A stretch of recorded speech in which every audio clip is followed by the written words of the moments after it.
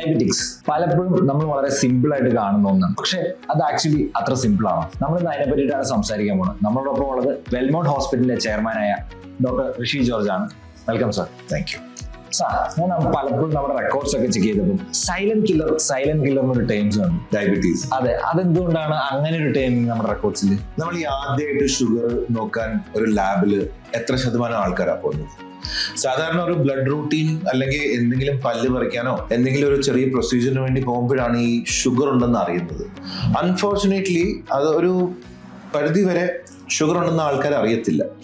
എന്തെങ്കിലും ഒരു കാര്യത്തിന് പോകുമ്പോൾ അതിന്റെ ഇടയിൽ കൂടെ കിട്ടണ പോലെ. അതെ, ഇപ്പൊ നമ്മള് പാരസ്റ്റമോൾ ഒക്കെ ആൾക്കാർ കപ്പലണ്ടി പോലെയാണ്. വെറുതെ ഡയബറ്റീസ് വന്ന ഒരു പനി വന്നെന്ന് വിചാരിച്ചു, ഉടനെ നമ്മൾ ഡയബറ്റീസിന്റെ മരുന്ന് കഴിക്കും. പക്ഷെ അൺഫോർച്ചുനേറ്റ്ലി എന്ന് പറയുന്നത് എന്തെങ്കിലും അറിയാത്തത് അത് ശരീരത്തിൽ പയ്യെ ദ്രോഹം ചെയ്തുകൊണ്ടിരിക്കുകയാണ്. അതേപോലെ ഡയബറ്റീസ് നമ്മുടെ ശരീരത്തിൽ ഒരു ടെർമൈറ്റ് പോലെയാണ്, ചെതല്. ഈ ഫർണിച്ചേഴ്സിലൊക്കെ ഈ ചെതലുള്ളത് അറിയത്തില്ല, പക്ഷെ ഒരു ദിവസം നോക്കുമ്പോൾ ഫർണിച്ചർ പൊട്ടി താഴെ വീഴും. അതേപോലെ നമ്മുടെ അസ്ഥികൾക്ക് പോലും ഈ ഷുഗർ ബാധിക്കും, അത് നമ്മൾ അറിയുന്നില്ല. അതെങ്ങനെയാണ് അസ്ഥികൾക്കൊക്കെ ബാധിക്കുന്നത്?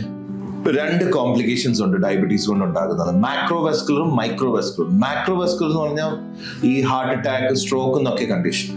മൈക്രോവെസ്കുലർ എന്ന് പറഞ്ഞാൽ നമ്മുടെ രക്തക്കുഴല് ഡാമേജ് ആയിട്ട് കിഡ്നിക്കും കണ്ണിനും അതേപോലെ നമ്മുടെ ഞരമ്പുകൾക്കൊക്കെ ബാധിക്കുന്ന അസുഖങ്ങൾ തന്നെയാണ് നമ്മൾ മൈക്രോവെസ്കുലർ എന്ന് പറയുന്നത്.